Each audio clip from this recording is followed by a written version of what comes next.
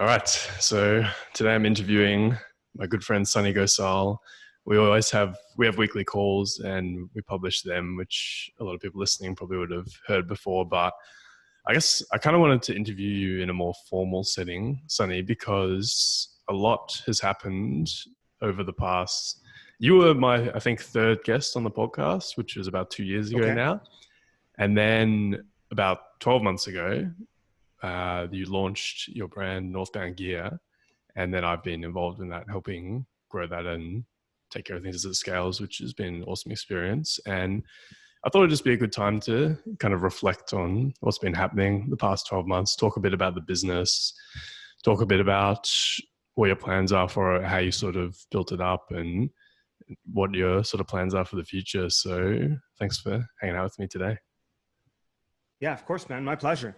It's really cool because I think the last podcast was about a year ago, give or take. I think it was more like 2 years actually. Was Yeah. it? Okay, then I'm horrible with time then. Because So, because my podcast is almost 2 years old, and right. you were one of the first interviews I Oh, did. then that's even better because that means that there's more time Yeah. to see, like to compare and contrast. And I remember the last time I had a beard too. I remember looking at it. So it probably looked different and in a much different space now too, You right? Like look in terms younger of, now, but you're actually 2 years older. isn't that weird? I got that today. Actually, today I went to the liquor store to grab some alcohol for the weekend and beyond because there's these new restrictions here in Vancouver on Mm. when people can serve alcohol. You can't actually serve it past 10 because of COVID.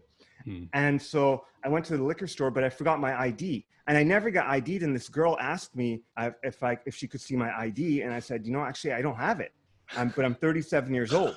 And she goes, no, like I don't believe you. And then luckily my friend was behind me, and he's like, yeah, he's 37 years old. And so I fluked out, and I was able to pick up the alcohol. Otherwise, I would have had to walk all the way back empty-handed. Oh my god, man! 37 and still getting ID'd. That's funny. All right, so Yeah.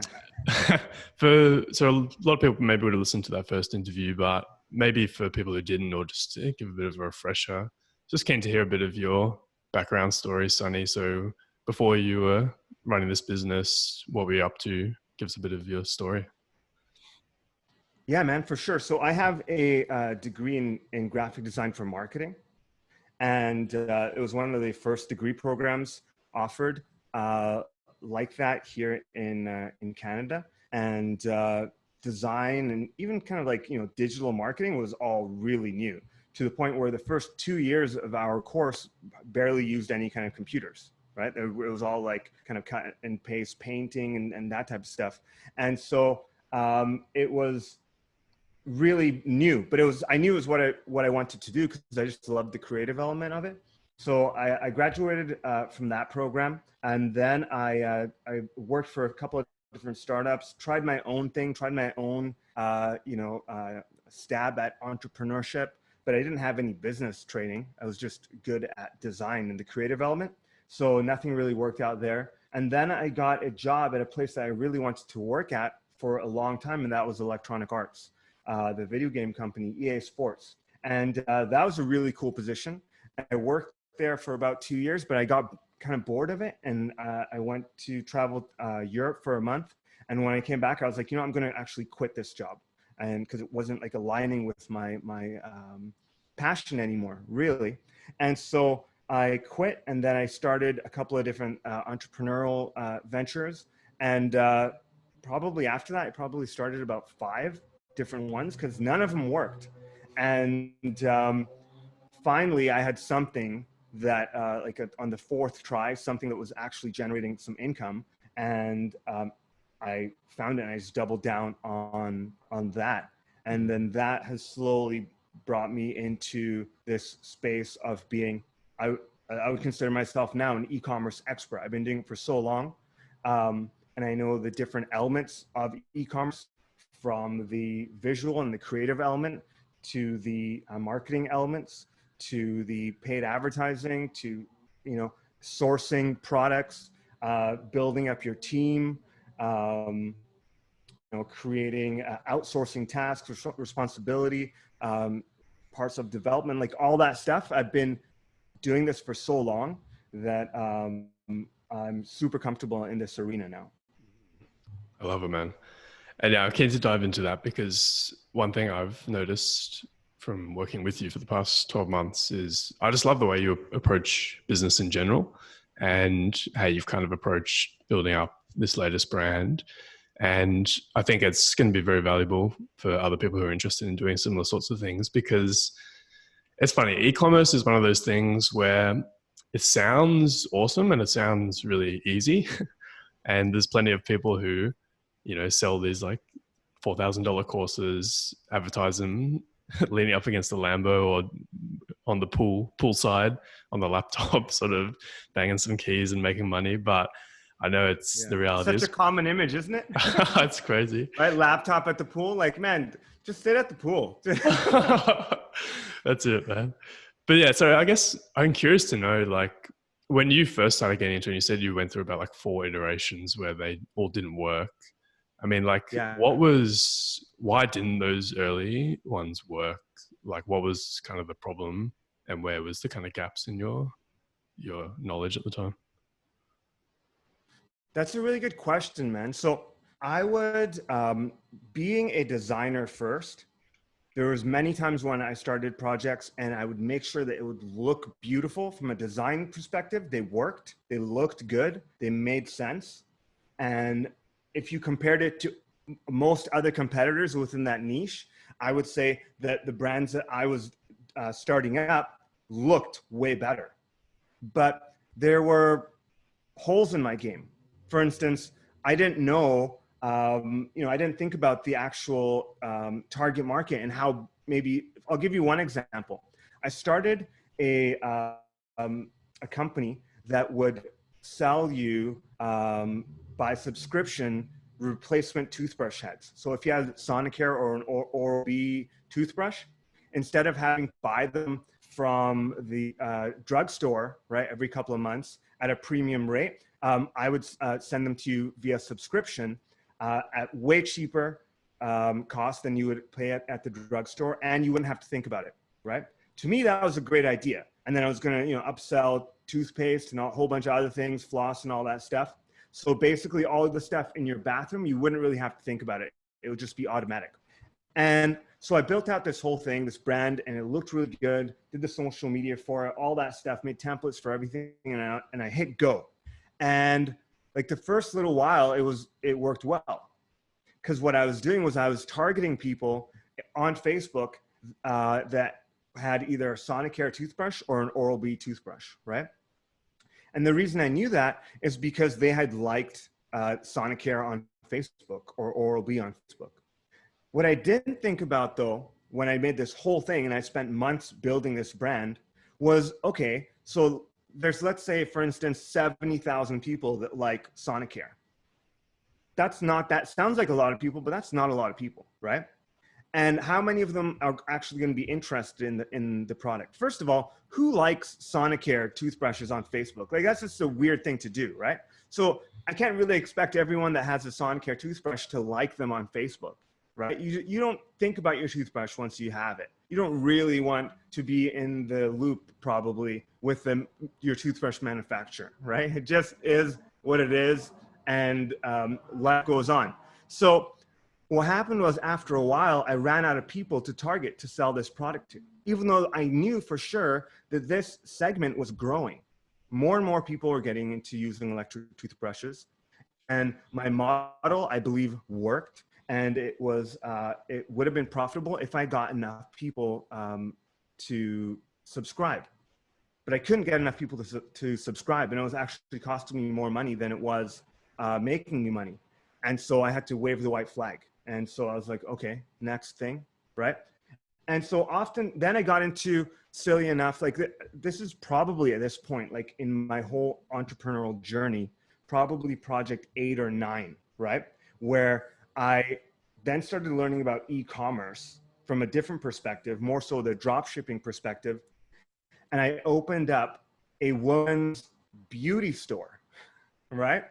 And the reason I did that is because everywhere I was looking was saying that, at least at the time, women buy more product online than men. So I said, okay, well then let's open up a woman's store.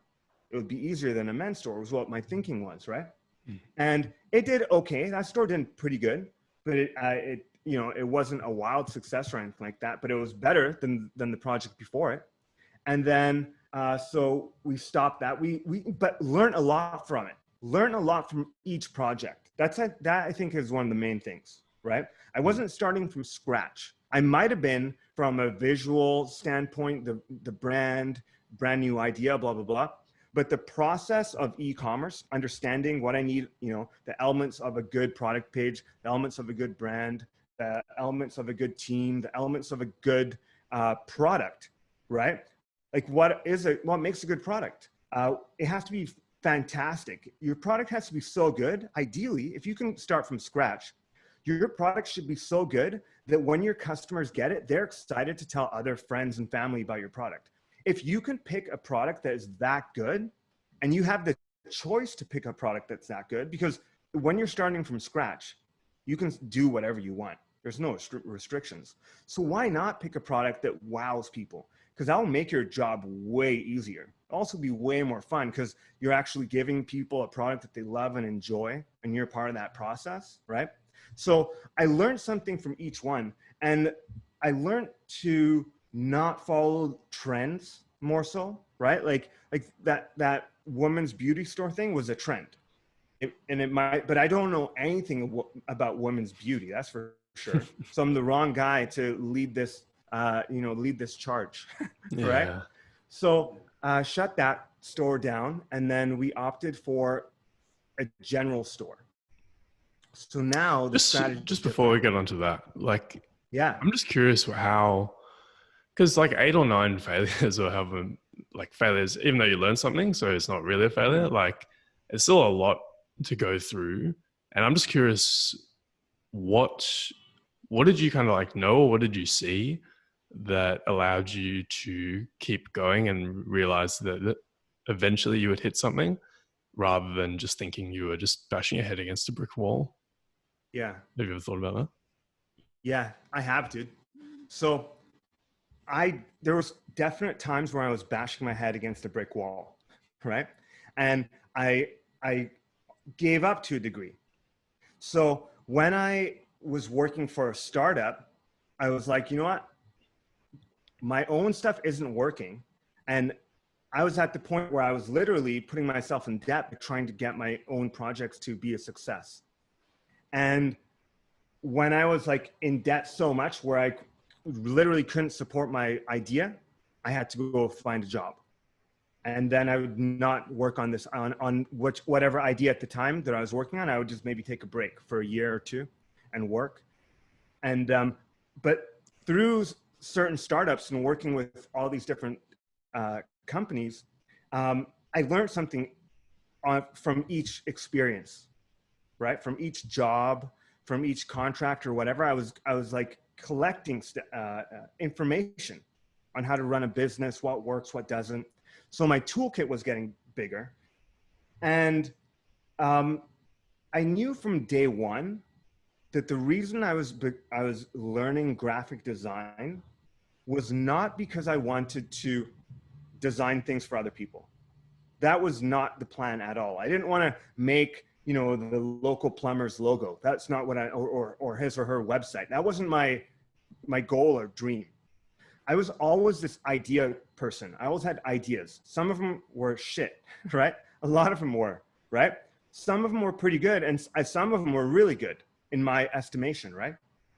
And what I wanted to do was, because I enjoyed the creative process, I enjoyed design, I wanted to learn how I could bring those ideas to life myself through my skill set of design and marketing, right? Because at a very core basic level, if you know design and marketing, you can bring an idea to life with relatively little money, right? Like if the idea is structured in a certain way, right? I mean, obviously, if you're trying to sell super expensive whatever, it's not going to work.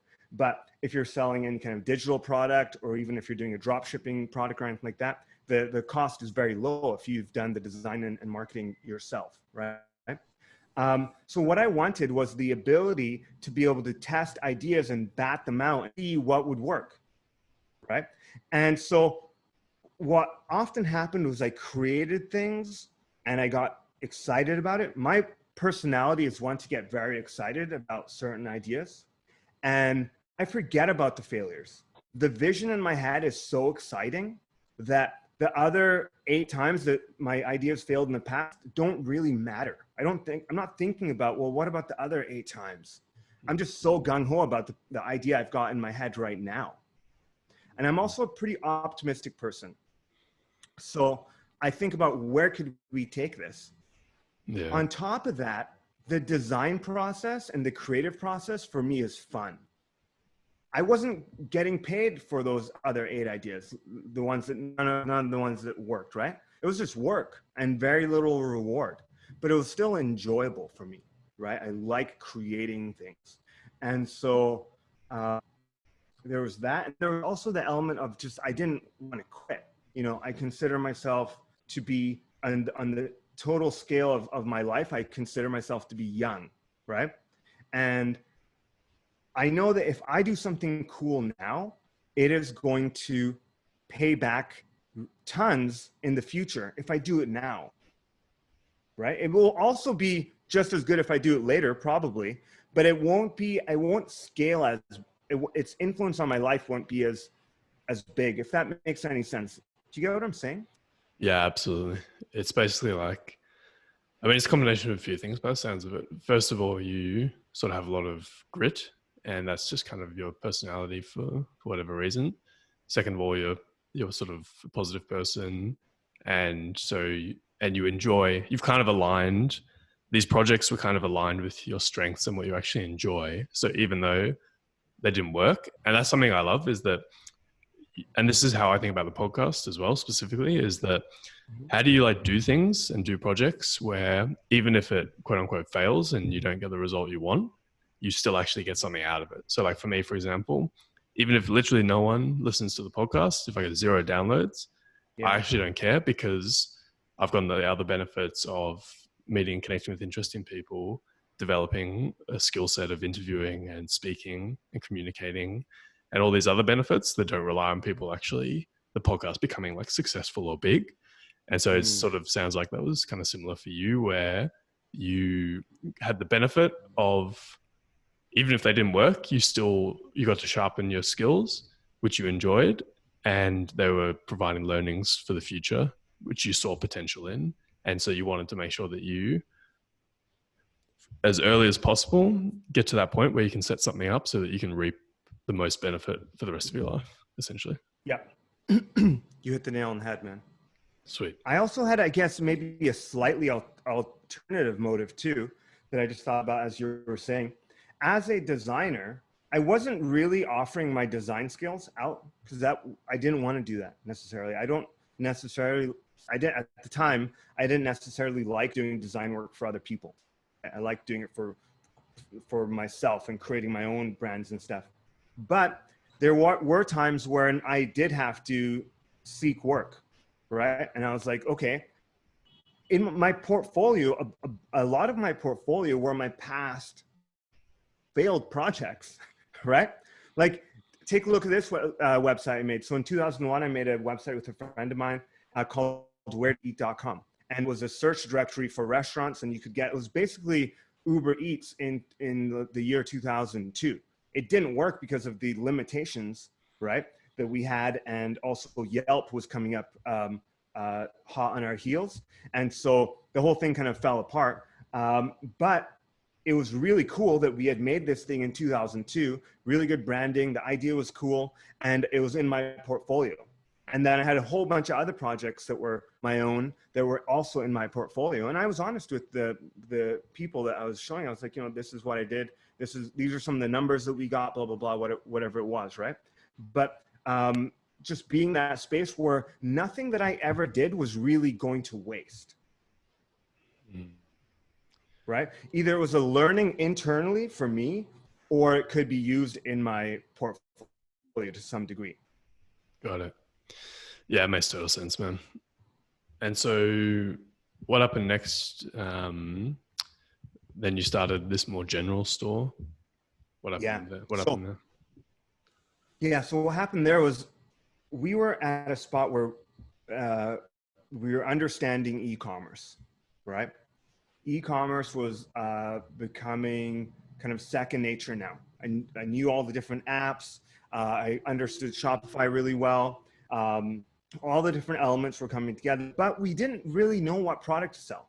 And we could have created another, X, Y, Z store that sold blue widgets. We could have sold, started another kind of brand that sold this type of stuff, right? We could have started a toy store or whatever. We could have done any of that. The thing with projects like that is that it's often it's like when a rocket launches, right? When a rocket launches, it uses almost all of its fuel just to get off the ground, right? It needs most of its fuel then. When it's up, when it launches, it doesn't need that much gas anymore, right? And so when you're starting a new brand, it's the exact same. It requires tons of work at the start to get it off the ground, but once it's up there, the maintenance is not as much work, right? So I didn't want to start another store that was niche specific, that had limited me. So we started a store that was very general, and it was a hobbies store. And what that meant was, ideally, the theory behind the brand was, and the store was called, and the theory was that we could market anything as a hobby. So if you like to camp, well, that's a hobby. If you like puzzles, well, that's a hobby too, right? If you like to snowshoe, that's a hobby, right? Fishing is a hobby. So we had all these kind of different categories. So under one big brand, we were testing online, because this was now, the year was 2016, right? And we were seeing what worked. And what we did was, roughly, we launched 3 to 5 products a week, every week, a year. And that was a lot of work. That was one of the things I hated doing, because I don't like just doing things for the sake of doing them to see if they work. I learned that that's not the way to do business a lot earlier, right? And so, because I learned that, I wanted a little bit more strategy, right? But we really couldn't, because we had a general store. Can So you just define what that actually means to launch a product? Because some people might think it's like you had to get a product manufactured, designed, have the inventory, all that kind of stuff. Just to clarify for them. Great point. Yeah, man. So what I mean by that, to launch a product, is, first of all, to find a cool and interesting product. Okay? So we were using the drop shipping model, which meant that we would find a cool and interesting product from a manufacturer in China. And we saw some promise on this product. Maybe it was a cool tool that had a 2-in-1 usage that usually only was, let's use a stupid example of this umbrella. Everyone has an umbrella, but have you ever had an umbrella with the built-in flashlight? Right? Like, right? Like, stupid idea, but like this type of stuff, in a weird way, would sell. Right? Like these little gimmicky things. And so we would find a product, and the thing was, usually you'd think that you know what's going to work and what isn't. And the umbrella with the flashlight idea is super silly, right? Like, we're both laughing at it now. But the weird thing is, if you made an interesting video and made a somewhat of compelling case that, hey, like, why not having a flashlight attached to your umbrella just in case of emergencies, right? People might actually be like, oh yeah, that's not a bad idea. And it's about the same price as a regular umbrella, so I'll buy one of those, right?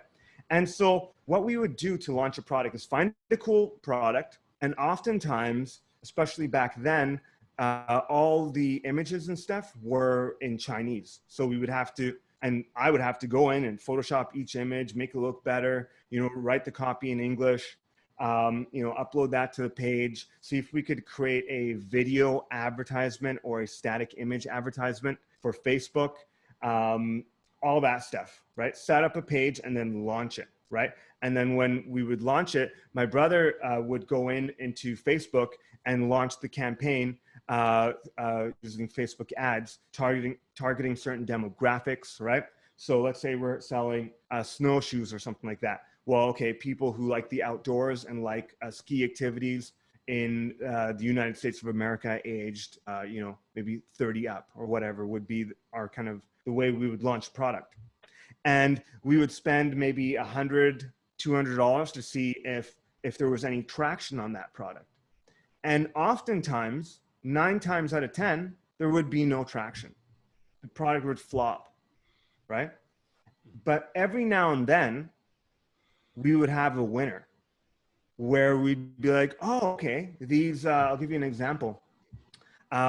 We were selling these kind of like Lego type sets where you kind of build these block sets, and they would make tanks and old like World War II replica tanks. And those took off. There was a huge market for these. And people were buying them all over the place. Never would have thought that would have worked, right? Never would have been able to start a store like that unless I actually did either a toy specific store. Would have never been able to do it, but because we had this general store that revolved around all sorts of hobbies, we could test that, right? And so, yeah, man, the goal was 3 to 5 products a week, launch them. And like that, it sucked because like I said, 90% of the time I would put all this, when I create something, like, when there's creativity involved, it's my passion. So I put my heart into it. So when I put my heart into something and watch it fail 9 times out of 10, I was like, why am I doing this? Yeah. Right? I get it. Okay, so that was a problem with that store. And yeah, I guess what happened next after that? Did that start to change the way you kind of thought about how you were going to approach this whole setup? Yeah, it did. So there's multiple things with that approach that didn't work. One was we were selling products that we never even saw. I just saw them. I never held them in my hand before. I never used them. I never tried the flashlight umbrella, right? I didn't know if it was fantastic or not. I don't know if it was good quality or bad quality. And so I was basically selling something that I saw online and rebranding it for the American public and seeing if it would work. And I mean, that's cool because I can literally launch a product, like I said, 3 to 5 products a week. That's pretty fast. But I learned a lot about that system or that approach. One, when you have a store that sells everything, you almost sell nothing, right? What I mean by that is that if a customer buys from your store and they buy let's say a toy Lego tank, they're probably not going to buy a tent from you, right? Because they don't see you as the outdoor specialist, right? Because you're doing too much of everything. And so we would often have customers that would buy from us once and then never buy again, which kind of sucks because, we advertise to these customers and probably could sell them more of what they want if we really knew what they wanted. But because we were just like, let's see if this works, let's see if that works, right? Because we were doing that, we weren't able to really service our customer, right? And then on top of that, there was a quality assurance problem, like where we weren't sure if the stuff we were selling was great or not. Yeah. So what we did was, one problem that I had was the workload that I was doing. It was too much. I was burning out, always a new product. Most of the time they didn't work. And I was like, I don't want to do this anymore. So we actually stopped, shut down the store. Me and my brother stepped away from the project, and we started working on our own passion projects. Each one, I had the Bushido Code. He had a watch brand that he was starting up. and worked on that for a bit. And then we kind of came to this realization that we did, when we were doing our own e-commerce, when we were doing the store before this, we did have a few products that were winners. Our customers liked them. I liked them. You know, I would use them. They didn't sell themselves, but they were as close to selling themselves as you could get for a product, right? Mm-hmm. And they checked a few boxes for me in terms of, they were quality made, long lasting. I liked them myself. Like these sorts of values were becoming more and more important for me, right? Because I realized that I don't want to be, running the hamster wheel, right? I want to build something and have people really love what it is and speak highly of the product, tell their friends and family about the product. And one of those products were these really cool outdoor winter pants. And we ordered some ourselves and we saw that these were really high quality, and I wore them and they became the winter pant I wore the most. Like even like in milder weather, not like snowing weather or anything like that, they became my primary go-to pant. And so we actually decided to start a store that was only focused on this one product. Mm-hmm. And the reason we started that was because even though me and my brother were working on our own separate thing, we were coming into Q4, which is historically for e-commerce, where e-commerce companies make like 60 to 70% of their revenue in the year is in Q4 because of Christmas and the holidays, etc. So we thought, why not start a store that is focused on this one product? That will make it easier. That will also the reputation of a brand, right? We're not just this general store selling whatever. We branded the pants. Also, we will take all our customers, because we had thousands of customers that bought these pants in the past. We'll take all their considerations to heart and approach the manufacturer and say, hey, these pants are great, but they'd be even better if we did this, this, this, and this. So we did that, and we launched the store with all that we knew from all the other projects we've done, and try to keep it simple. One of my things that I really think less is more, right? And I try to apply that to all areas of my life. So this website was a representation of that. It was a single page website, single product website, super simple.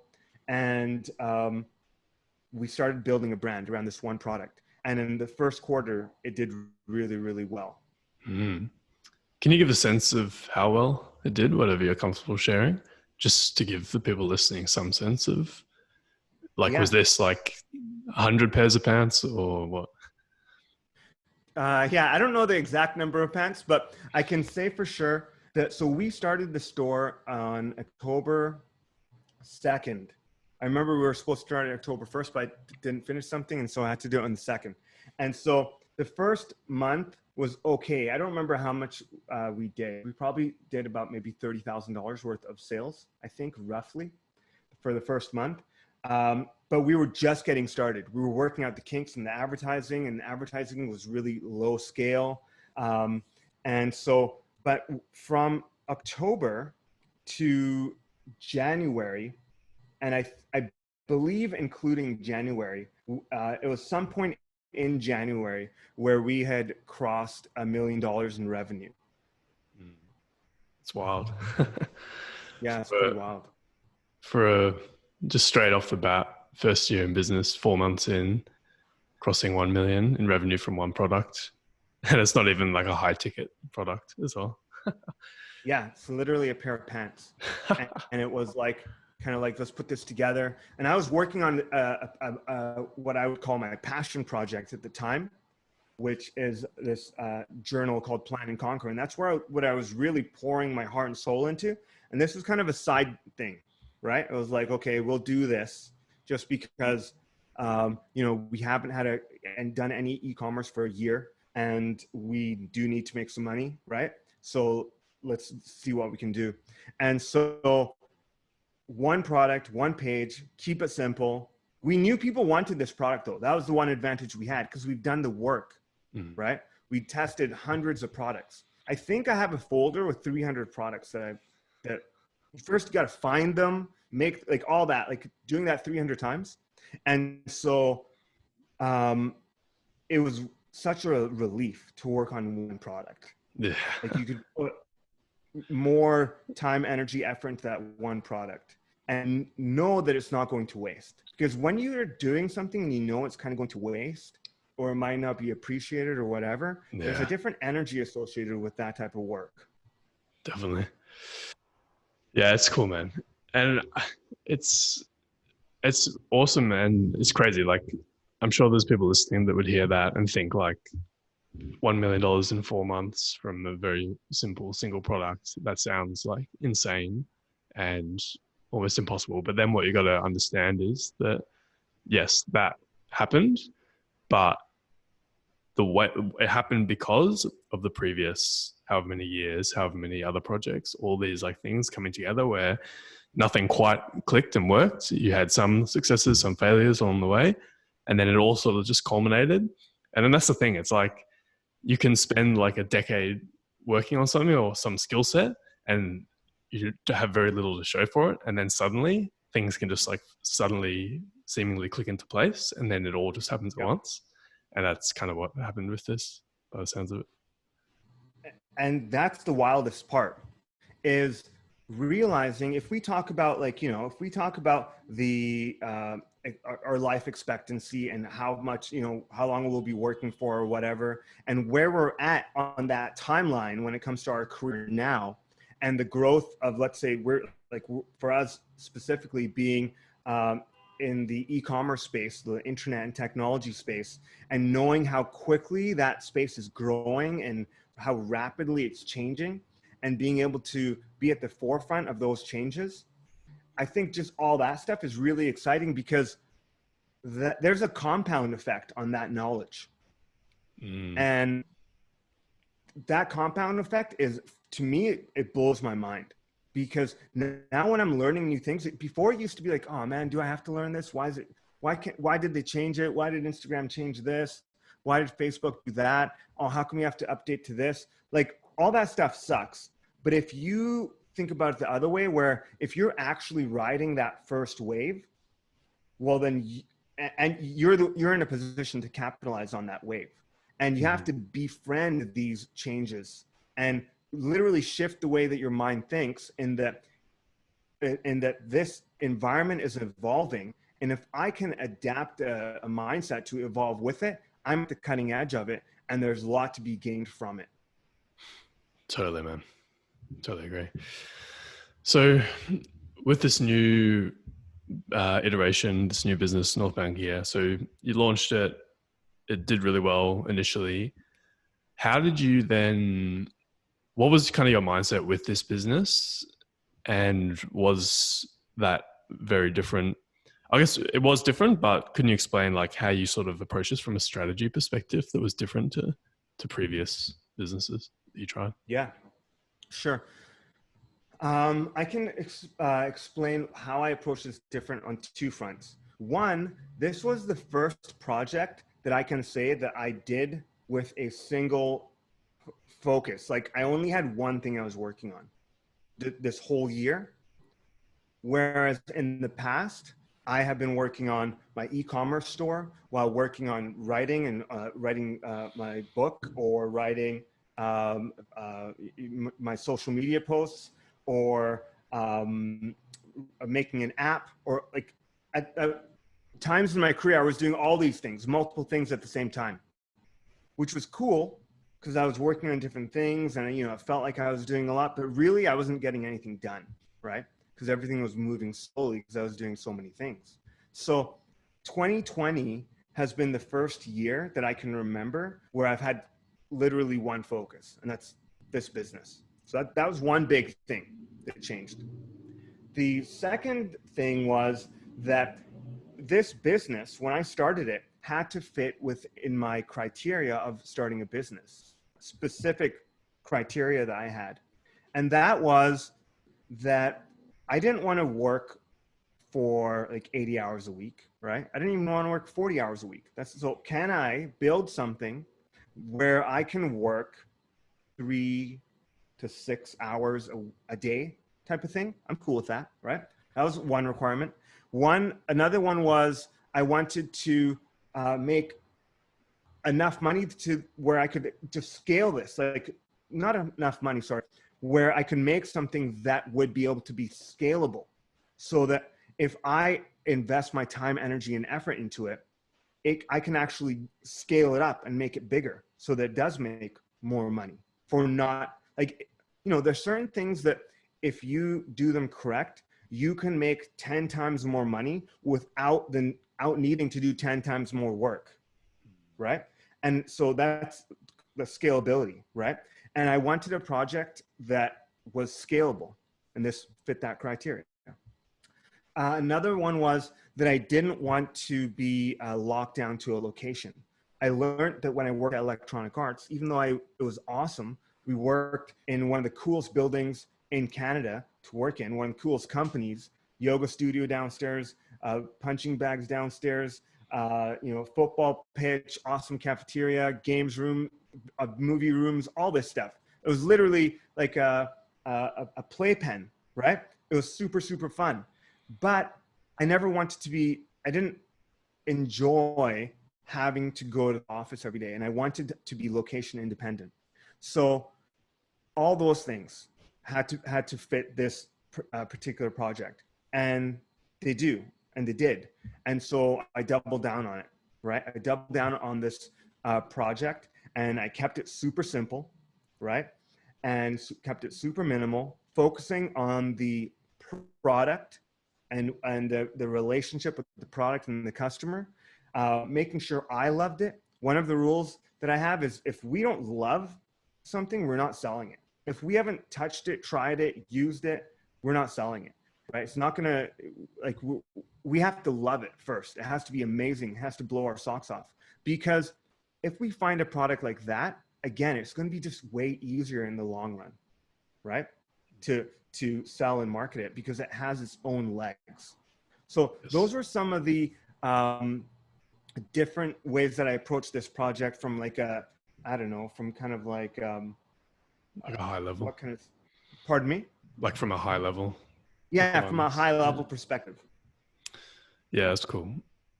And then I guess with the actual, because I think one thing that a lot of people will be curious about is what was it? So, okay, yeah, you have these pair of pants and they're awesome pants. You love them. They're good quality, all that stuff, and that's good. But I think what a lot of people might not be able to wrap their heads around is like, yeah, okay, you've got these nice pants, but how do you sell $1 million of nice pants in 4 months? Like that's not really, you can't just like put up a website and expect to sell like $1 million of pants in 4 months. So I guess in terms of like the marketing of them, how did you approach this new business initially with marketing the product? Cool. Good question. Well, one thing about pants is that almost everyone needs them, right? Like, or wears them. Yeah. Most of us wear pants, right? And so there was right away, there was that. It was, a large appeal.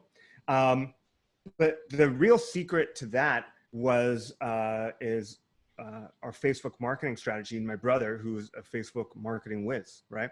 We've been working with on Facebook ads now since 2016, right? He has. And so we had some video content that showed the value of these pants and created enough of a stir. There's some really cool features about these pants. The fact that they are waterproof, fleece lined, they're stretchy. They are reinforced. So if you're out there in the woods and you're hunting or doing camping or whatever it is, they're really well built. So, and you can feel that when you first get them. And we made the customer realize all these benefits, these features that provided these benefits. And the thing with pants is like once you find a pair that works and they fit good and they look good, when you need another pair, you could start that journey all over again and try to find another brand that has the same fit or good fit, or, you know, that gives you the qualities that you need. Or you could go back to the brand that you know, trust, already have a pair of, and just buy them again, right? So there's that customer life cycle on a product like this can be long if you do it correctly. And but the real magic there is the beauty of scaling a Facebook ad.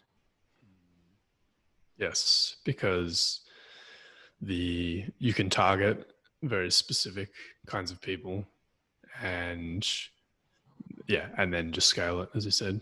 So that totally makes sense. Yeah. And what's the importance? Because it's interesting. Like, you have this product and you're like open about, it's just like, yes, we sell pants. This is how you're pretty much saying, like, this is how we sold them. This is what we do, blah, blah, blah. And I know that you're comfortable saying all that because one thing you've been really good at and been deliberate about is building a good brand behind the product. Because even if someone tried to replicate exactly what you've done with like a similar product or whatever, it's unlikely. It's not impossible, but it's unlikely they'd be able to just like replicate everything you've done and then get success with that. And I think that's an important point. And so was that a conscious thing? You really wanted to just build a strong brand behind this product? How did you kind of think about that? Yeah, man. So the way that it comes back down into like investing in the product itself. Like if you have a really good product, and when your customers get it in their hands, they're going to talk about it, right? They're going to tell their people are going to ask them about it. They're going to talk about it. And so I understood from way back in the day, and the reason I got into design, I feel like design, and especially when you couple design and marketing together, it's one of the most powerful skill sets you could have. Because what design does, or what design is having the power to influence people. With a good design, I can influence you to buy a video game, right? That was kind of my job at EA. With really good design, I could influence you to buy a certain brand of liquor, right? With good design, I can promote a certain car or brand to you. I literally am, or I can, with good design, I can influence you to download my ebook, right? This is super powerful, and I don't think a lot of people understand it. The difference between design and, let's say, art is that with design, the designer is thinking about what they want the user to do, what's the end result, and they often start with that, and they work backwards. With art, it's also it's a form of creative expression. But if you see something in that art and someone else sees something else, that's completely fine, right? That's like, but with design, if you're seeing two different things, then unfortunately the designer has done something wrong, right? Yeah. So I always thought about design in the power of being a good designer. And it's crazy because now, if you're living in your mom's basement or whatever, if you are good visually, you can set up your brand so it looks like it's a multi-million-dollar brand. It doesn't take that much work. It takes a little bit of know-how, right? You don't want it to be a cluttered design. You want it to be a little bit more simpler. You know, there's multiple elements of it, and it takes some time, but it's getting easier and easier with all the software and stuff out there, right? All the tutorials, all the experts. But you have this crazy advantage from someone whose brand looks shitty, right? Looks unprofessional. Unprofessional means untrust. You can't trust a brand that doesn't take care of the way that it looks, right? It's harder to trust that. So I realized that developing a good quality brand is actually an investment, right? And because I love design, I was more than happy to invest some love into this while still thinking about what do our target customers like, what's the aesthetic that they like, and how can we kind of marry that together. right? So that's the visual standpoint of the brand, but there's so many other elements of a brand, all the touch points, right? The customer service, the emails, all the other communication that they get, the packaging that they get when the product gets delivered to them, the tags that hang off the product. What does the product stand for, right? Like, what is it allowing me to do? Does the brand itself promote or back any causes that are near and dear to my heart? All this stuff kind of paints a brand picture. And the more you can invest into that, the better it is for you as a business owner. And the more of a connection there is with your consumer. And when you develop a strong connection, the rest is pretty easy. Yeah, totally. That's a good way of looking at a brand and building it. So, sort of coming up on 12 years, 12 months, not 12 years yet, Yeah. 12 months in the business. And so, yeah, I'm just curious, what's the journey been like? So the first 4 months, obviously that Q4 period was really good.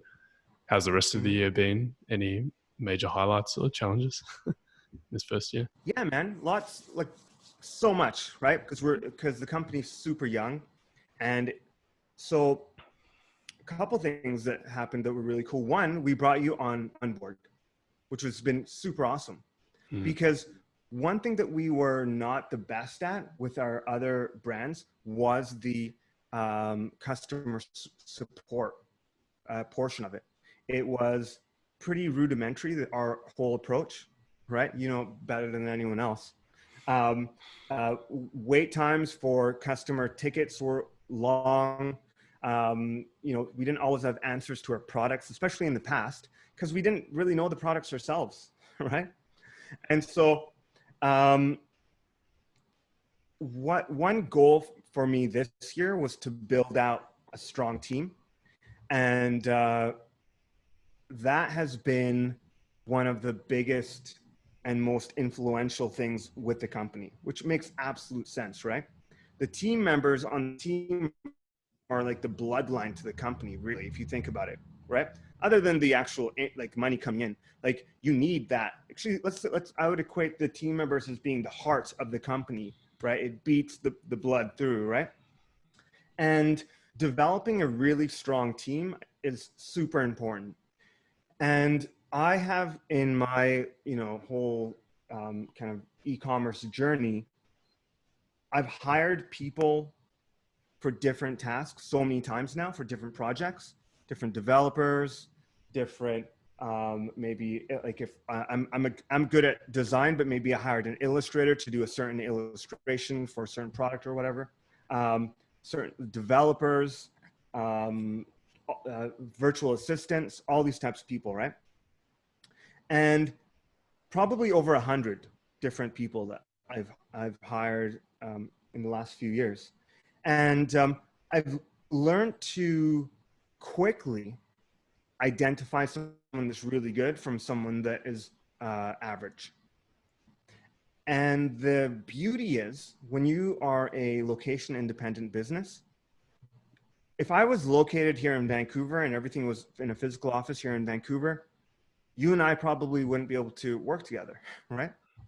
Because you're all the way in Australia, time zones don't make sense, and but because we're location independent, I can look at talent from all over the world. And the beautiful thing about that is that I can say no 100 times because I know the 101 time, there might be the perfect candidate, right? So I don't need to sacrifice for what I'm looking for in a potential candidate. And if I do it correctly, I would set this up so that I have as much time as I need, right? As much time as I need to be able to find that perfect candidate. Oftentimes where people get stuck is that they're looking for someone and then they need them for next week. And good luck, right? Like you might find someone decent, but it's probably going to take you about a month or so, right? To really find the right person, the right people and then like, put them into a group of a short list and start interviewing them and start kind of looking into them and stuff. It's going to take a little bit of time, but I have to attribute the talent that the team has, right, to a lot of the growth and success that we've had. And yeah, man, what else? Just on that, it's cool, and it's something that I have really as I knew it before, but it's like opened my eyes, and I've enjoyed like seeing how you leverage global talent, because it's like we had a conversation a previous time of I've seen some businesses that I've previously worked for like get videos produced, and they hire like a local agency. There's like all this fapping around. They spend like multi six figures for this like short video with some assets and stuff. And then I see some of the videos that we've created, and it's been like the quality's been like on par to that sort of thing.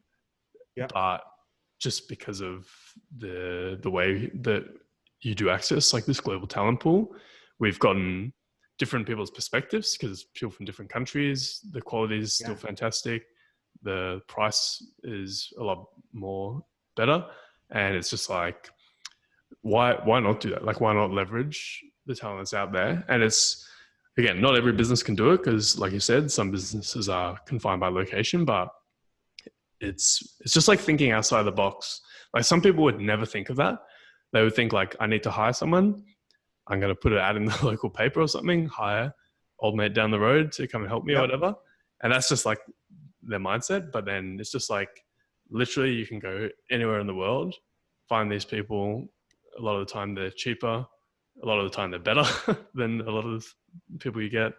And it's so good, man. So I've enjoyed watching that. Man, it's insane, because that's how I started. The first bunch of different projects I started, like when I was looking for someone, I would have to post up a Craigslist ad. And then I would meet them at the coffee shop, drive to the coffee shop, meet them, be like, that person's not the right fit, or maybe. And then I go maybe meet another person, and I've only got two choices and they both kind of suck. I pick the less sucky one and I go with it. And now I have this, this relationship with this person that I know deep down inside is not the right fit. I know that, but I have limitations, right? I'm just starting out. I'm like, 22 years old, and I don't have the money to pay $40 an hour, $50, $80 an hour to a developer. So I have to use this person. I'm confined to this locale. I don't know any better. And now work is this chore, because I don't have this vibe and energy with this person, right? Whenever we're interacting, it's kind of a drag. I mean, that sounds horrible, right? But it is kind of the way that it is sometimes, right? If you don't hire the right people, if the energy is not correct, then the environment is somewhat toxic, right? Especially because there's going to be ups and downs, right? And it wasn't until a little bit later I started. When was this? 2008. Tim Ferriss came out with a book called The 4-Hour Workweek. And I think I read that book in 2010. And that book blew my mind. It was all about leveraging the global economy, right? Finding talent all over the world. And I started doing that. And even with that, there was a learning process, right? Like, I would put up an ad and I would get like 180 respondents, right? And I'd be like, man, how do I sift through 180 people? I was like, okay, well, let's set the bar higher and see how many respondents we get now. Okay, now they need more requirements or whatever. And so now instead of 180, we've only got 40 applicants, right? That's still a lot. Let's increase our requirements a little bit more.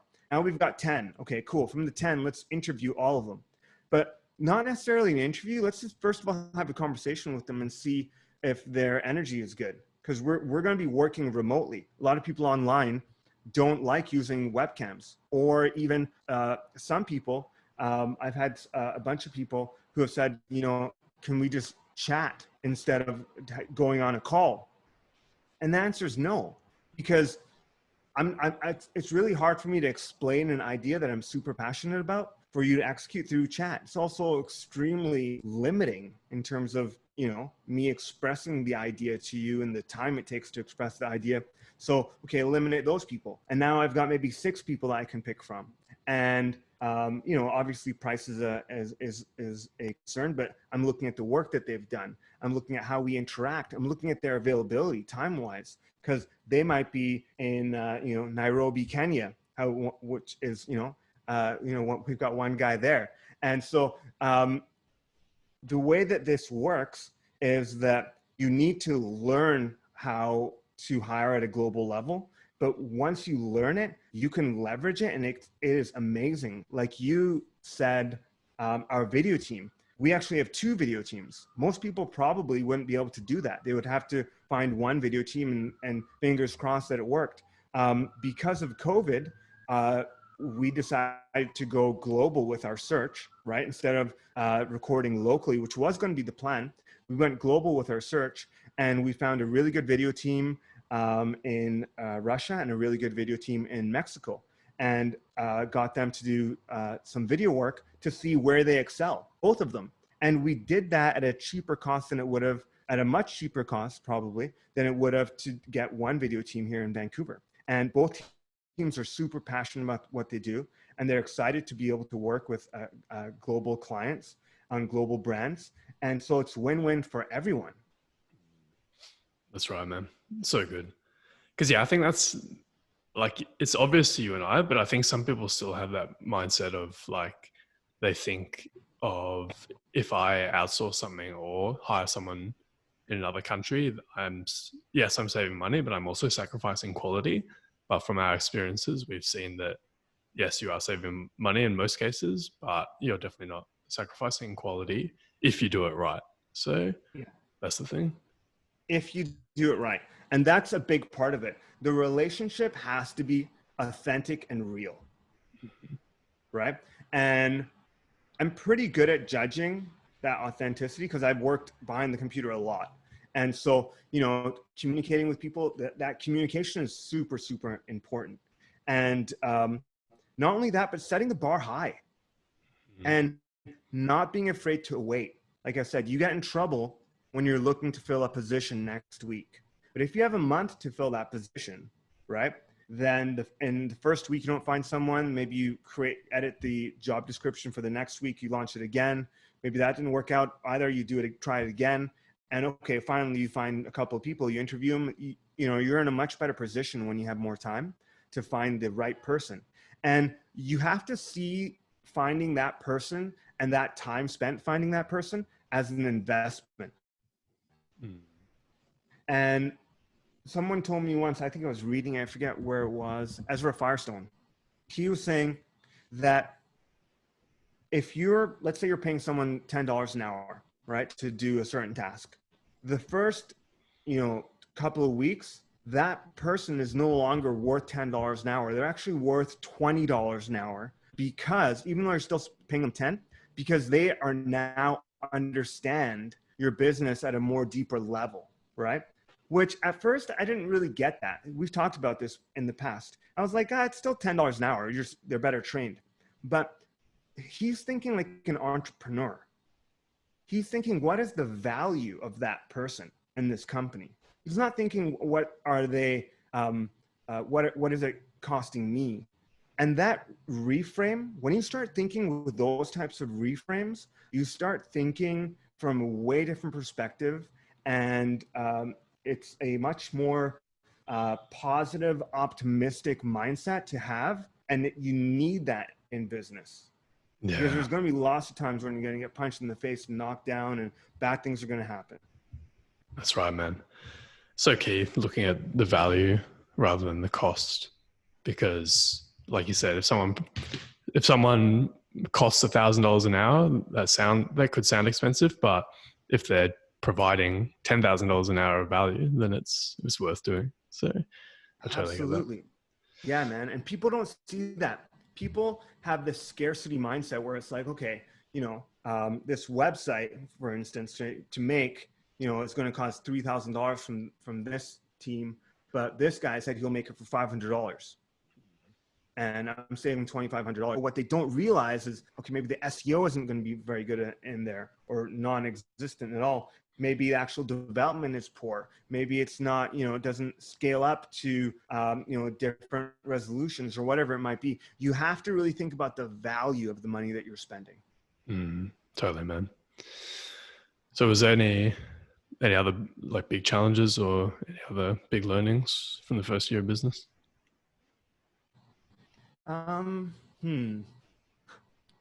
Thinking about, like, we had one guy that we hired way back in the day, and since 2016, and he has been an interesting challenge to work with, just because he's been so independent. And when we started with him, we weren't doing video calls, we weren't doing audio chats, etc.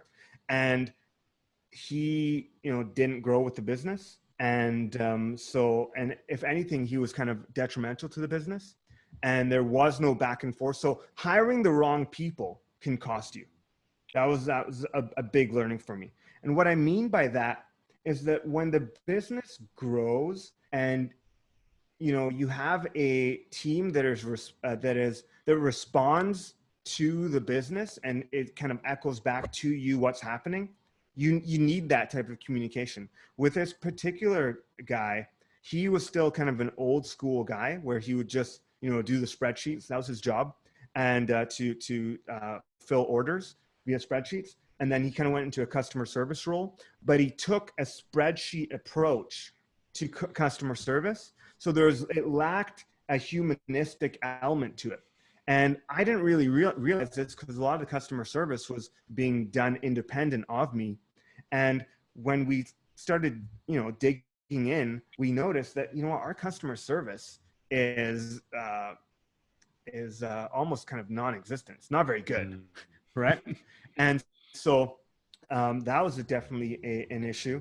And I think what I learned from there is that if you're building something, you really need to intimately know it from inside and out, all elements, because this one issue probably cost us a lot and probably stunted our growth. Yeah.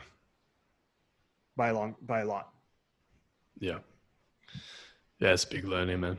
So that's great. So I guess I've kind of got two more questions on the business, specifically as it is now. My first is, I'll start with this. So what's the plans for the business, really? So it's been about 12 months now. It's been a good first year. Like, what do you see? What do you want to actually do with the business for the next 12 months and beyond? Really good question, man. So I want to, I'm really excited for this Q4 coming up. Our last Q4 was really good. And now we've totally beefed up the company from all sides. Our email communication is top tier, right? We have awesome campaigns doing really well. Our customer service is in a position where we can have 24-hour customer service, right? Which is awesome, especially for the chat and stuff that you've enabled on the website. So people have questions about anything, they get a response like that. Our messenger communications are even better, right? So you can literally interact with our company through Messenger, and Messenger will give you suggestions on products and stuff that might work for you. What else? We have our Facebook ads are getting way better. Our video ads are getting way better. Everything looks super premium now, right? So we've really sharpened up what last year was, would have been like a dull spear. We've really sharpened it up this year for Q4. So if we were able to do good numbers last year, I'm really excited what's going to happen this year, right? For this Q4, because the company is way more robust, right? And it's just more well-oiled. There's there's been times this year where I felt a lot of pressure because I've been doing the technical, the design, kind of trying to grow the team, manage the team and all that stuff. But it's at a position now where, or at least it's getting there, where we kind of have a better hierarchy, and we kind of have tiers, right? Of I guess tiers of management, and so I'm able to focus more on the growth and the creative elements of the company. And so I'm really looking forward to that. And then, so once we have this quarter four, which again, we're hoping it's going to be really good for us, we might have a little bit of a slowdown again, because we have to keep in mind that we are an outdoor clothing company. That's our premium, our flagship products are more winter based, right? So we might have a little bit of a slowdown, and that actually might be a nice kind of blessing, right? What I was actually thinking was that we continue to build the brand for a few years. And the way that I was thinking of doing that is by, we now have a large audience and a really receptive audience too, and polling our audience and creating stuff for them that they like. And ideally, the cadence I was thinking is creating one new product every year for the next 3 years. This is an idea. I still have to discuss this with you guys, and like, but you're asking me now, so I'll tell you. This is kind of one thing I was thinking, right? Was introduce a new complementary product every year based on, and when I say complementary, I mean complementary to our flagship product, based on our customers' input and what they want, and launch it in a certain way where we utilize something like Kickstarter or any kind of like a funding platform like that, or Indiegogo, crowdsourcing, and create a winning product that does a ton. Now we have the video teams in place, right? We have the manufacturers in place. We have all these elements, but if we take our input from our customers, create stuff that they want, market this stuff on Kickstarter, and then sell it and blast it off on different PR channels. Well, the first year we do it, hopefully, if we do it correctly, it does well, right? But then if we do that again the next year on a different product, we actually we've built kind of a scaffolding for product launches, right? We already have a good foundation of customers that trust our brand and like our products. We're listening to them and building products that they want. So hopefully they purchase from us again. We've got our PR channels, right? Which we've utilized the year before. And again, if we do a good job, they should be happy to promote our stuff again. And at the same time, we're also growing our product catalog, or growing it from a really like the perspective of creating the best products possible, right? And they are completely designed from scratch for our customers, the way that they want them, and they're really high quality and match all our company values and moral values and all that, right? And so what I think that will do is, if we rinse and repeat that formula, it'll be one product a year, which for me is doable and it's fun, right? I don't want to do like 6 products a year type of thing, because one, I don't think we need to. And two, I don't think we can create as good of a quality product if we try to do that, or as good of a launch if we try to do that. But if we do that for, let's say, 3 years, by the time the 3rd year rolls around, we should really have mastered that process, which is great for this company, but is even better just for us to know how to launch a product. And then, I don't know, man, what the idea is, but hopefully we'll be in a position where our brand will be trusted. Our brand will have a large pool of customers that love us for what we do. And it would be really cool to have maybe someone else interested in our brand. And because I'll be honest with you, as much as I love e-commerce, and I do, I love technology, I love design, I love everything I do, I'm not like the biggest pants enthusiast in the world, right? Like, that's not my passion. That's not what I want my legacy to be, right? And I have other things in mind that I want to do, right? But I'm using this experience as a way to create amazing products and really learn how business and e-commerce and design and building a team and balancing my work and life together. Like, I'm just using this as kind of a sandbox to learn and grow and develop through business. through the relationships I'm building, right? Yeah, dude, that's really cool. And yeah, it's kind of, in a way, it's like that's, I like that approach to life and business, that you use things as sandboxes, pick out the things that work, and then double down on them and use them as the kind of growth channels. And that's kind of what you're thinking now. And I guess it's kind of a good segue into, yeah, I guess I would just am curious beyond the business, because you even said then yourself, like, pants aren't like your passion. You know, it's not like what you want Yeah. your legacy to be. And I guess, yeah, like Yeah. if we project, let's say in like 5 years time from now, you know, you'll be what, 41, and the, let's say you sell the business, or you know, it's just a very nice cash cow, it's just bringing in more money than you need without minimal input. What's what happens next for you after that? Yeah, dude. So, one thing that has been really has been my biggest passion project, and the project that I have worked on that has been the closest to my heart, has been the Bushido Code, which is a project that I started in 2015 when I was working at uh, Electronic Arts. I mentioned that I did that month of travel to Europe by myself. And during that time, I wrote this book called The Bushido Code Guide to Life Mastery. And it was basically a bunch of stuff that I learned from all my kind of personal development stuff that I did to that point. But a lot of it was from my martial arts training, was from the stuff that I learned through years and years of martial arts. One thing that was really cool for me was that I got kind of, the traditional K to 12 education, right?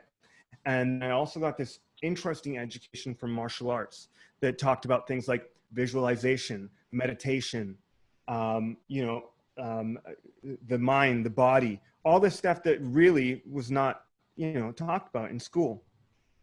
And I was really fascinated by it.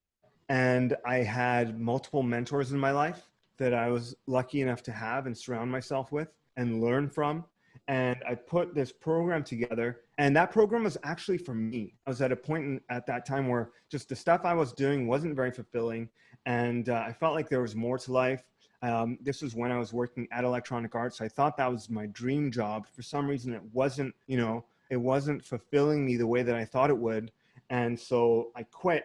And I, kind of went on this soul searching mission, and I implemented the values that I wrote about in that book, and I shared that book, and it got a really, really good response.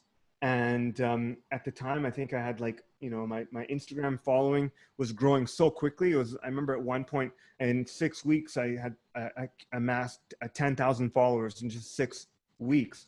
And it was growing so quickly. And thousands of people were downloading this book, and it was really, really cool. It's a really cool experience. But then I didn't know what to do next, because I'd quit my job, right? Wasn't making any money. Sure, people were getting lots of value out of this book, but it wasn't making me any money, right? And even when I did start selling it, I for the first while I was giving away for free. When I started selling it, it wasn't going to sustain my lifestyle, that's for sure. It was just a little ebook, right? I think I was selling it for like $10 or $20, and so then I was like, okay, even though I love this stuff, I can't make a living off it because I don't know how. So I switched gears, and that's when I went into all the different other e-commerce platforms, right? And now that I've kind of figured out the puzzle of like the financial puzzle, right? The business, the entrepreneurial puzzle, I feel like I can put all my love, energy, and effort back into that project. And I know that if done right, that project can really influence other people's lives. And I think for me, that is the biggest thing that I can do to contribute to this world, is just put that out there, because I've been really fortunate to have some really amazing mentors and to learn some really interesting things in my life that most people haven't, just because of all the years of martial arts and mentors that I've had. And yeah, man, I want to build that out and continue the legacy of the Bushido Code. It's awesome, man. It's cool. And it's great that you think about that because, and like, it's been a trap that I've fallen into. And I think most people do. They kind of go through life where all they think about is like, okay, what am I going to do for the next 40 years until I retire? And then I can like relax or whatever. And that's kind of like their Mm-hmm. mindset. Because Yeah. even when I asked you before, it's like you're 41, 42 years old, and then what?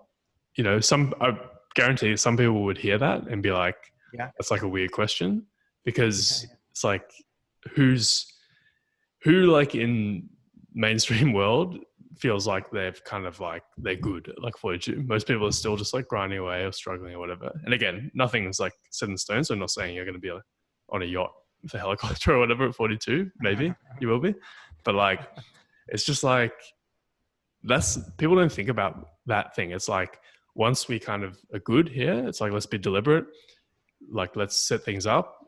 Like I know you're fucking taking meetings at like 2 a.m. and do like grinding pretty hard and just getting things set up. But then it's like Mm-hmm. eventually there'll come a point where, you know, things should be relatively low touch and you should be good. And then it's like, then what, And it's important to Yeah. actually think about that and answer that question. Absolutely. We talk about it all the time, starting with the end in mind. What Mm. is it that you want? Setting criteria for what do you want your life to look like, right? And I did that. I did that, and that's why I'm in the position I'm in right now because I said no to so many opportunities. When Mm. you have a skill set like mine, which is design and marketing, everyone says, I got this idea. All I need is a website. You want to work on this together? Like that's a pretty common thing that a designer will get a request for, right? And so at first I said yes to a bunch of ideas just for the hell of it, but I didn't really understand and know why, right? Mm. Now I have a criteria for what I want my life to look like. I know how many hours I'd like to work in a week. Mm. I know how much time I want to have down with my family or partner. I want to know how much time that I want to focus on my passions and hobbies outside of business, right? So I got this vision for this life that I want. Now, how do I build it? If I say yes to that, it's not going to be, is it in alignment with the type of lifestyle that I want? Yes or no? I can actually start making decisions based on the plan. And there's a lot of power in being able to say no to something, right? Yeah. Because a lot of times you say yes and you get stuck because you said yes, Yep. right? But oftentimes it might not align with the end goal. So it's Mm. really important to be clear. But what is the end goal? What is it that you want out of this life?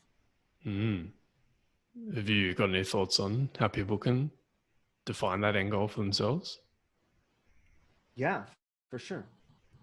Well, that's a big part of the Bushido Code is that. So the Bushido Code has a journal element to it. So there's a lot of reflection, first of all, right? It's not a lot, but if you literally, I have this little thing that I do yearly, at least once a year on my birthday, where I go to the coffee shop, one piece of paper, and I just write down all my thoughts, goals, maybe past goals, things I want, maybe things I wanted in the past that I don't want, things that have been going really well this year, things that haven't been going really well, skills that I know I can, that I can bank on, my own skills, maybe my weaknesses. I'll write them all down and I'll just do some personal reflection. And it all starts with a reflection, and you start to notice, okay, this stuff really makes me happy. This stuff doesn't really make me that happy. And this stuff makes me happy. This stuff doesn't make me happy. And when you start realizing what makes you happy, you create a plan based off of that, right? Because you want more happiness in your life, right? You want to work on more of your passions. You want to work on things that when you work on them, there is a certain built-in intrinsic reward, Mm. right? When you're like, I can only, what kind of example can I use? Let's say you make your dining room table from scratch. That's a lot of work, especially if you're the type of person to go chop down the tree yourself. Like that's a lot of work. So a lot of people would look at that and be like, man, why don't you just buy one from the furniture store? IKEA sells one for $400. That's their thinking and mindset, right? But this other person who goes out and finds the wood and comes home and creates the plan and, sands it and cuts it and puts like, maybe weeks or maybe even months of work into this project, the joy that they get from eating at that table or having their family around that table, it's hard for other people to understand, right? Mm. But that particular person, that might be one of the best feelings for them, is having their family around the table that they built with the family that they built with their partner, right? And so what is it that makes us as happy? What is it? What thing can you work on that feeds your soul, right? And it's even better if it supports you financially, right? So putting thought into that is really important. And one thing that I suggest to so many people is is the three hobbies rule. Is that you should have three hobbies. Okay, one, to make you money. Ideally, if you have a hobby that can make you money, your life is good. Okay. Two is what is your hobby that keeps you fit? Do you like to play tennis? Do you like are you a kickboxer? You like that? Do you like going to the gym, doing calisthenics? What is it? Something that keeps you fit, a hobby. The third one is what keeps you creative? Do you like to paint? Do you like to sing? Do you like to make things out of clay, whatever it might be? Are you the guy who likes to make that dining room table out of wood, right? Those three things, if you have one in each arena, that's a really good quality of life, right? Because they're all your hobbies and they all fulfill you in one way or another, right? The physical exercise one fulfills you in maintaining your health, keeping you healthy and vibrant. The financial one makes sure that there's food on the table and that you're financially secure. The creative one keeps you sane. It's an outlet for you, right? A creative outlet. And so that's really cool. But if you actually take it a step further, sometimes with those three hobbies, sometimes two hobbies can do all three, right? So maybe your passion and your creativity or your financial and your creativity one joins together to, one, make you money, but also be your form of self-expression, right? So if you put thought into what those three areas are and what the hobby or hobbies are that fulfill those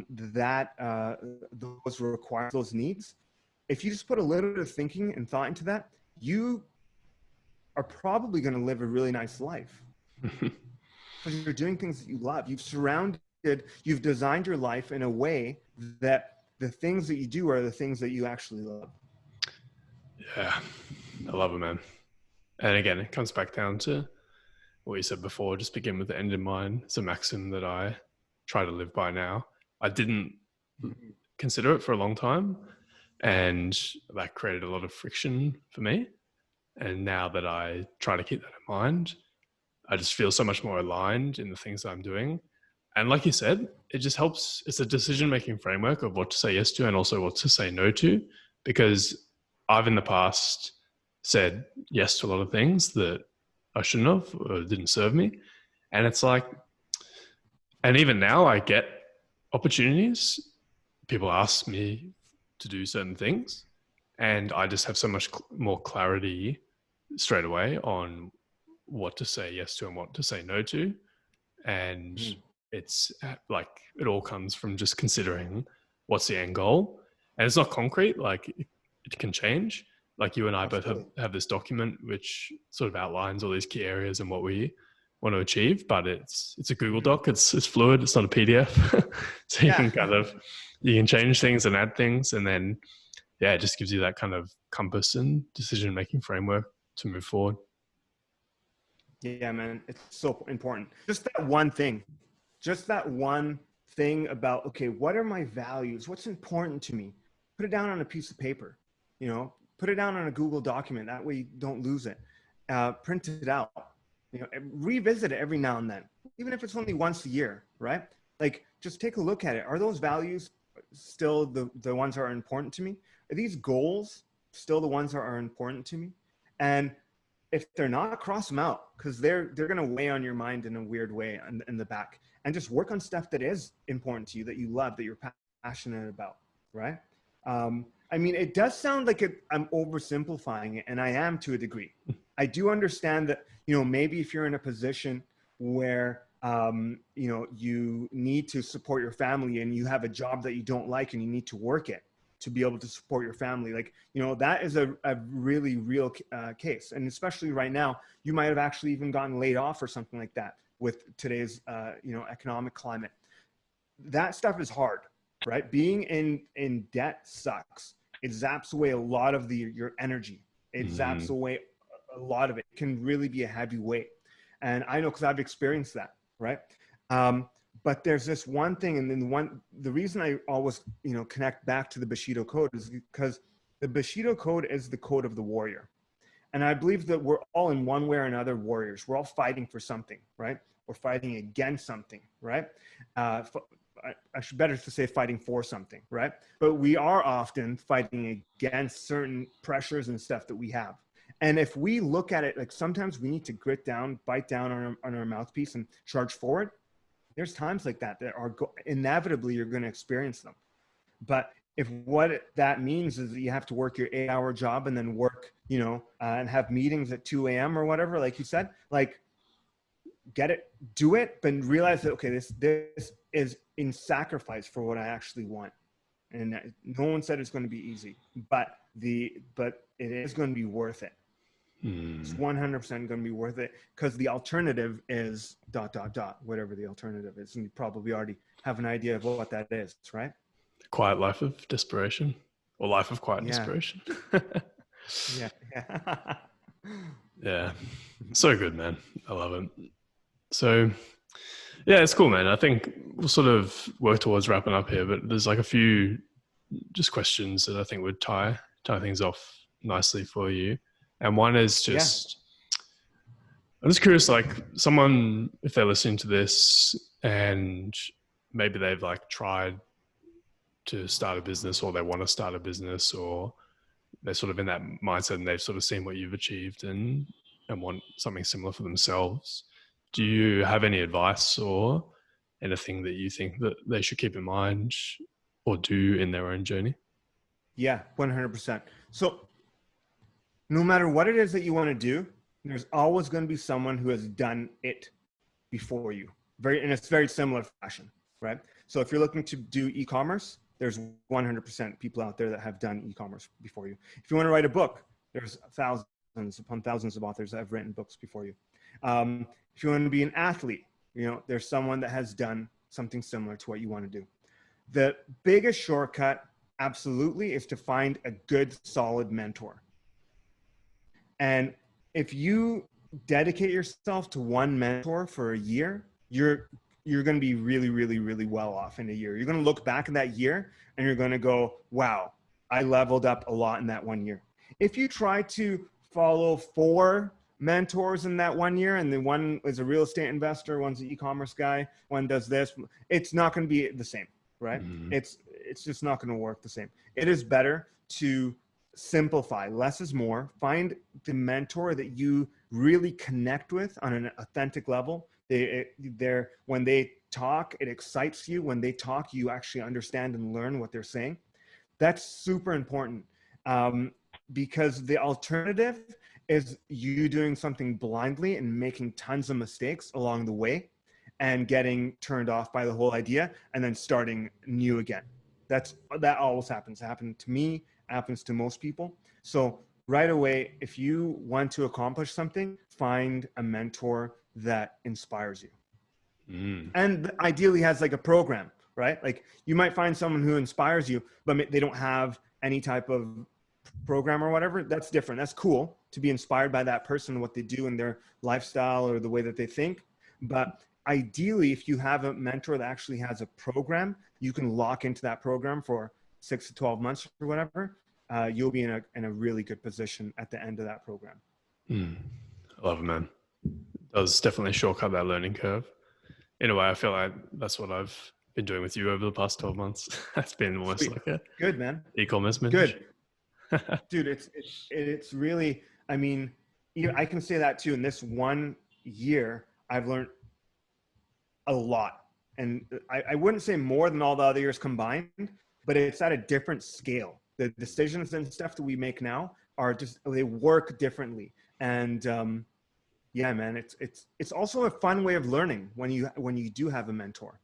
It's just way more enjoyable. You're on this ride. Absolutely, man.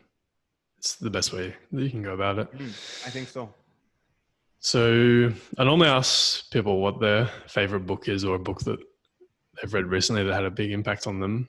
I don't think you've read too many books lately. Do you have any that come to No, mind, or it was that's so funny. maybe a person that you have followed or resonated with? Yeah, it's hilarious. I actually, I used to read a lot, and then we talked about this. There was a point where I was like reading, but it wasn't acting on the stuff I was reading, and then I changed actually to courses. Like I do a lot more courses now than I do reading, and just Mm. because I find that with a course you are expected to action on the item in that chapter before you do, Yeah. and that I find I learn better that way. Um, but in terms of people or someone that's kind of like inspired me or had so I can't, okay, well, it's not, he's not even a real person. Um, I think I told you about this guy. Um, there's a show called The Peaky Blinders, right? And The Peaky Blinders has a main character, and his name is Thomas Shelby. And he is the kind of the leader of a family gang. And this show takes place almost 100 years ago, right? In the 1920s. And I was actually having a conversation with someone earlier today about this show and the influence it's had on me. And we talked about a few things today that, like, such as, the mindset that you need, sometimes the grit of getting shit done when you don't want to do it, burning the midnight, oil, like, going to having meetings at 2 a.m. or even later. And the importance of putting a little bit of strategy into what you do. Just don't do something just for the sake of doing it. Sit back and think, okay, if I do this, this is gonna happen, and hopefully that's gonna happen. What are the pros? What are the cons? What are my alternatives? All that stuff. And so, you know, I haven't. It's been a long while since I've read anything that has wowed me, just because I haven't read that much. But I'm not a big movie guy. I'm not a big TV guy. But this particular show caught my eye because I really loved Thomas Shelby's approach to business and his approach to leadership. Um, and he has a few things that he does in certain episodes and in the series where he has accountability. Like sometimes his family doesn't do, like they might be drinking or they don't do the job stuff that they're supposed to, and he has to clean up their mess. He doesn't complain. He just puts his nose down and gets the work done, right? And sometimes he's doing way more work than other people, and it's not about that. It's about what the vision he has in his life and the way that he works to get it done. And he also, through this whole series, goes through interesting relationships and ups and downs, and he's really a complex character. But I really enjoy his grit and his strategic approach, and the seeing him, ascend in life as this TV series plays out. And so I don't have any book recommendations, but hopefully if someone watches The Peaky Blinders, and hopefully you'll get inspired by him like I did. And sometimes people might say I'm getting inspired by him by the wrong reasons, because he is a gangster, and it's like, but and I Ants do see Mafia. that. Exactly. Right. Right. I see that. But the thing is, I just take all the positive that I can from him, and the way that he carries himself and the way he conducts business. And yeah, man, hopefully you guys kick out of it. I will give you one quick warning, or just a note, is that the first few episodes, and some might even say the first season, is a little slow. It's a little bit more, it develops the character more than the story. And so there's not too many ups and downs, but it is a really fantastic show. It's awesome, man. You've spoken about it a few times. I haven't watched it myself, so maybe I'll have to put that on my list now. Cool, man. It's a neat one. I totally get it as well, because And that's the thing. And this is what I try to do. What you said before, like some people would say, oh, his like character is like bad, so you shouldn't like model that or whatever. But it's just Yeah. taking the good things and leaving the rest. I was like, I had a very similar thing. I watched the show Mad Men, and the character in that, Don Draper, he's like, Hmm. you could say he's not like a great person or whatever, but his like the way he carries himself and the mannerisms that he has is very like strong and like good. I Hmm. felt, and it's like you can take that and then just all the stuff that doesn't resonate, leave it. And it sounds like you sort of do a similar thing with that character. 100%. Yeah, man. Like Thomas Shelby, he is a family man, family first. Like there's lots of things that, that are, there are good qualities about him. He grew up in a position where, he was, on a lower rung in terms of on the societal level. And so he had to do some things to level up, and maybe they weren't the best or whatever, but there's his approach, his mindset that he didn't want to be stuck at the rung that he's brought in at on this earth, is that type of stuff is what kind of inspires me, in the stuff that actually sticks. Love it, man. Mhm. All right. So, anything I haven't asked you, or just anything you want to pass on to the audience? Yeah, Sonny. Uh, no, man, that was pretty good. That was a lot of fun.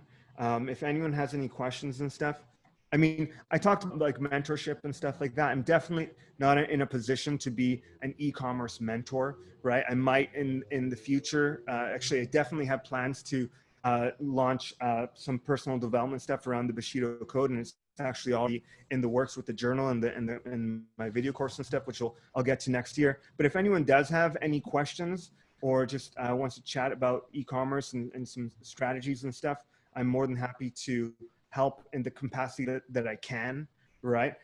So if anyone wants to get a hold of me, the best way is probably through my Instagram, which is Sunny all year, spell SUNNY all year. Or you can get a hold of me at the Bushido code too, which is Bushido, spelled BUSHIDO. And then there's a dot or a period, and then code, CODE, which I'm not posting on that right now, but there's a lot of content on there that hopefully people can use, because it's all along the same lines of, personal development, mindset, self-growth, developing grit, etc. Cool, man. Well, Yeah. this was a fun conversation. I think it was cool, man. I really wanted to do it because, yeah, we are coming up on 12 months of the business, Northbound Gear, that you launched last October. And I think it's kind of cool just to see.